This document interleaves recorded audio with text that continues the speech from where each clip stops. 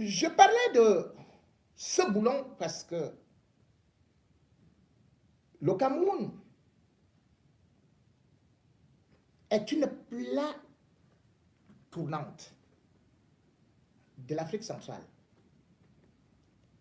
Le Cameroun, c'est ce qu'on peut dire l'un des rares pays au monde à avoir 500 minéraux différents. Mais le Cameroun est dans une instabilité qui ne fait que s'aggraver. J'ai déjà parlé du classement du Cameroun en ce qui concerne les attentats terroristes, mais dans la région du nord-ouest et du sud-ouest, c'est encore beaucoup plus grave. Grave parce que, suite à l'attentat perpétré contre,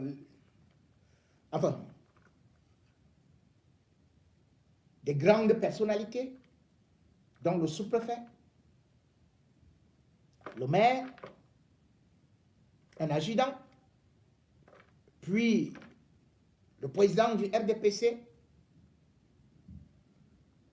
tout un chacun a vu que c'est le cœur de l'État, un symbole fort qui a sombré. Ce n'est pas par hasard, parce qu'il y a eu un temps de silence et personne ne donnait la véritable explication. Lucas Ayabachou, président du gouvernement intérimaire de l'Ambazonie, est donc sorti du silence pour revendiquer l'attentat. Et il a expliqué que c'était pour chasser l'État colonial et que cela va se poursuivre.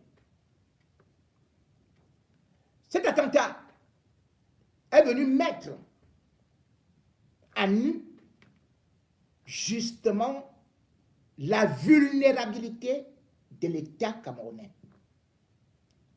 Cet attentat est aussi venu démontrer quelque chose, à savoir que les anglophones et surtout ceux qui se revendiquent ambazoniens peuvent frapper quand ils veulent et que leur service de renseignement est très introduit.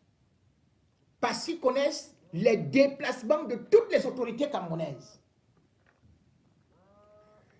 Cet attentat a également prouvé que le Cameroun est mal préparé pour cette guerre.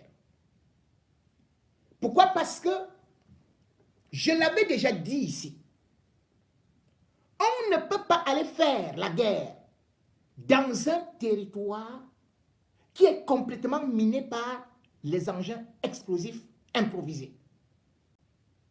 Il fallait des appareils dignes de ce nom pour essayer de déminer ou de détecter. Là, c'est 6 engins explosifs qui ont fait sauter le cortège. Cela aurait pu être évité si les autorités camerounaises n'avaient pas eu à détourner de l'argent. Vous avez pu voir à Tangandji venir présenter des véhicules, que voilà les nouveaux véhicules qui doivent aller au sous-préfet, aux préfets, aux autorités. Est-ce que ces véhicules sont adaptés en temps de guerre? Non. Juste parce que j'avais dit que l'argent des véhicules qui devait être donné aux officiels, à l'armée camerounaise, cet argent a été détourné. Tangandji a couru pour dire aux gens que non, en réalité, on était en train d'acheter les véhicules. Je vais donc revenir sur cette histoire dans la mesure où je vais sortir de ma boîte noire quelques documents. Je vous avais dit, et je soutiens, l'État du Cameroun a eu l'expertise via un Camerounais qui avait déjà contacté les Américains et bien sûr une structure installée en Afrique du Sud pour que l'armée camerounaise soit dotée des véhicules qui ne peuvent pas être attaqués par les engins explosifs improvisés ou d'autres même qui pouvaient les détecter. Des réunions se sont tenues. Et puis cela a été validé, non seulement par le ministre de la Défense, après plusieurs réunions, mais aussi à la présidence de la République, pour y a quand même signé des papiers pour faire sortir de l'argent pour acheter ce qu'on appelle les swingboards et les voitures qui pouvaient non seulement permettre aux soldats d'être en sécurité, mais également dissuader ceux qui pouvaient poser certaines choses. Je vais prendre cette lettre. C'est le ministre délégué à la présidence de la République chargé de la défense. C'est Béthia Sommer. Voilà ça. Voilà son courrier.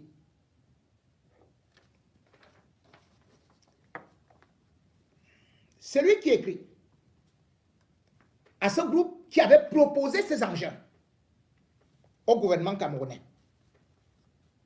C'était 20 gros engins montés et puis vous allez suivre.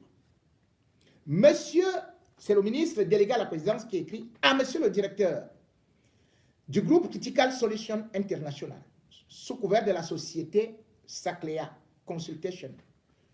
C'est représenté par un Camerounais. Présentation d'une offre de service. Votre correspondance en date du 16 février 2016. Monsieur le directeur, faisant suite à votre correspondance visée en référence et relative à la fourniture des véhicules de protection et de détection des mines aux forces de défense camerounaises, j'ai l'honneur de vous faire connaître qu'elle a retenu mon attention. Je vous marque par conséquent mon accord afin que vous puissiez organiser une session de présentation dynamique de vos produits en présence de certains spécialistes de l'armée camerounaise en date du 21 avril 2016.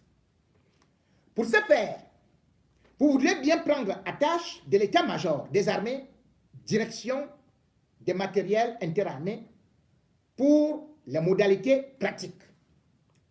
Veuillez agréer, monsieur le directeur, l'expression de ma considération distinguée. Ça, c'est signé le ministre de la Défense, Joseph Betty Assama. Il marque son accord. On présente les véhicules. Et d'ailleurs, à l'époque, le directeur en question, c'était le colonel Fouda. Les généraux camerounais viennent s'asseoir. Et ils ont tous vu ce matériel adapté. Ils ont signé. Ils ont fait des rapports. Et c'est sur la base de ces rapports que l'État du Cameroun décide de débloquer 14 milliards 700 millions. Je dis bien 14 milliards 700 millions pour l'achat de ces véhicules. Mesdames et messieurs, non seulement les véhicules n'ont pas été achetés, vous vous rendez compte, 14 milliards 700 millions ont été détournés par ces gens-là. Et Béthia Sommer là. Sauf que lui-même, il était certainement complice. Parce que c'est hallucinant. Et la société qui, pendant ce temps, avait joué les intermédiaires, revendique à l'État du Cameroun 1 milliard. Mais il y a voir la note. Qu'il y a quelqu'un qui demande 1 milliard, mais il dit, mais j'ai rien payé, on lui a demandé qu'on paye cet argent-là. Mais comme c'est un moribond, qu'est-ce qu'il fait? Il prescrit encore l'enquête. On prend le dossier, on met dans les tiroirs. L'affaire va en justice. Parce que non seulement la société, elle n'a rien eu, puisqu'il n'y a jamais eu de commande. Mais au-delà de ça, ils ont sorti de l'argent. On dit, bon, puisque vous êtes donc, vous avez prouvé, c'est-à-dire qu'ils ont écrit que reçu. Reçu. Vous vous rendez compte? Je vais vous montrer ces véhicules-là. Si vous avez déjà vu ça au Cameroun, ils disent qu'ils ont vu ça. Que le Cameroun a bien payé et que c'est arrivé. Bon, je vous sers ici. Vous avez déjà vu un véhicule comme ça? Celui-ci, il détecte à 300 mètres les mines. Vous avez vu ça à Yaoundé ou à Bamenda? Ils disent que ça a été livré. Hein?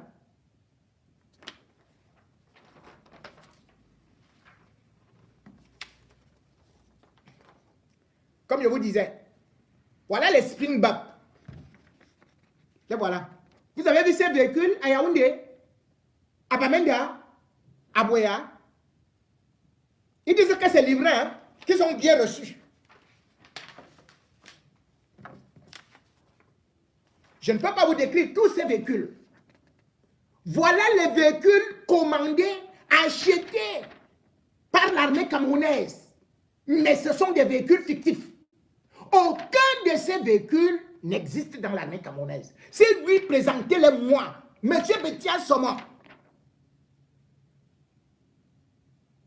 présentez-les moi. Voilà donc notre pays. Vous voyez? Vous voyez un véhicule? Celui-ci pas sauté sur un engin explosif. Vous regardez comment le véhicule est blindé. Voilà ça. Voilà des gens qui disent qu'ils sont des patriotes. Qui disent que ouais, on a le matériel, qu'on a ceci, qu'on a cela. L'armée camerounaise ne fait même pas partie des 20 premières armées d'Afrique. Vous vous rendez compte que même l'armée du Mali est placée devant l'armée camerounaise.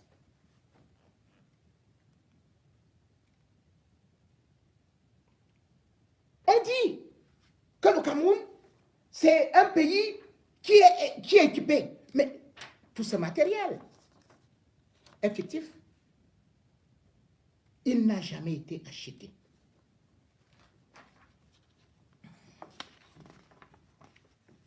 Je vais prendre une autre correspondance. Ça, c'est celle du ministre d'État, ministre de la Justice, garde des Sceaux, lorsqu'il est saisi. Monsieur le ministre des Relations extérieures, j'espère que nous étions coupés sur... Le son n'était pas très bon au niveau de Facebook. On a essayé d'améliorer. J'espère. Monsieur le ministre de la Justice, garde des Sceaux, écrit à monsieur le ministre des Relations extérieures, toujours concernant ces véhicules-là. Notification de la sommation de payer les sommes dues. J'ai l'honneur de vous faire tenir 6 juin pour acheminement par voie diplomatique l'exploit de maître Chimdou Mekiague Micheline, huissier de justice à Yaoundé, pour lequel les établissements Saclea réclament à la société Critical Solutions International INC, ayant son siège social aux États-Unis, la somme de 1,37,475,000 francs CFA en paiement des prestations relatives au contrat d'acquisition du matériel de détection et de protection contre les mines avec l'État du Cameroun. Voilà ce courrier. Donc, le ministre est au courant que l'argent a été payé. Le ministre est au courant que l'argent a été débloqué. Mais cependant, l'intermédiaire n'ayant pas été n'ayant pas reçu sa traite, eh bien, il se retourne finalement vers l'entreprise qui est aux États-Unis, qui dit, mais tes gens là-bas, ils ont bouffé de l'argent. Où est cet argent? 14 milliards 700 millions.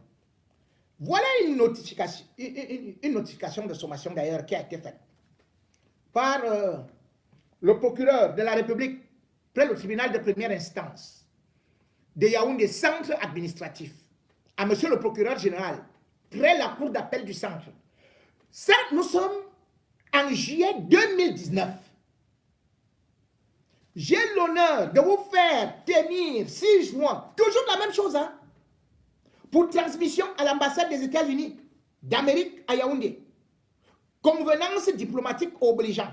La sommation de payer les sommes dues de maître Kimdou Mekiag Micheline, huissier de justice à Yaoundé. Par cet exploit, l'établissement sacré, représenté par son directeur général, revendique, réclame à la société Critical Solutions International INC, dont la direction générale est aux États-Unis, 22 84 Clément Ferry, boulevard Charleston, la somme de 1 milliard 37 millions 445 000 francs. En paiement des prestations relatives au contrat d'acquisition du matériel de détection et de protection contre les mines avec l'État du Cameroun.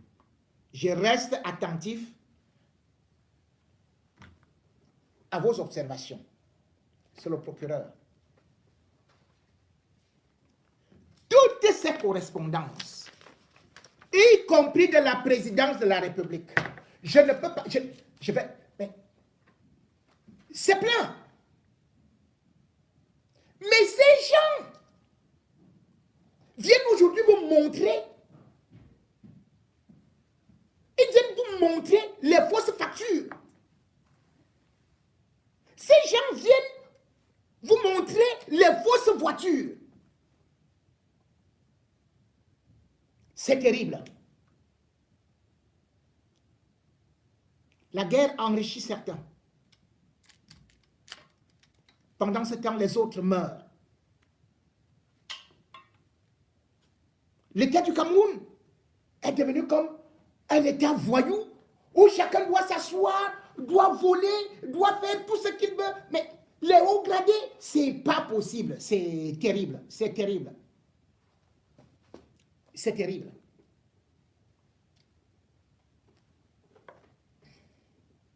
Et c'est eux qui disent que ils sont là pour défendre Paul Biya.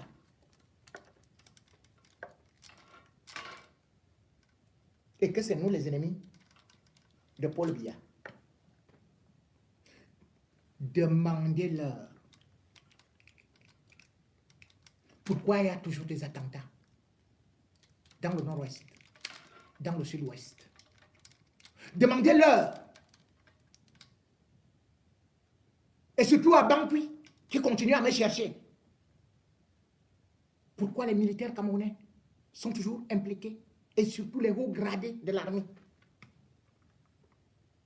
dans tous ces détournements-là.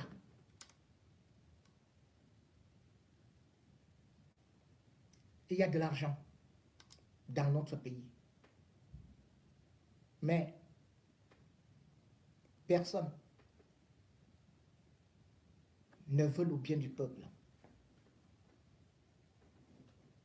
Ils mangent tout.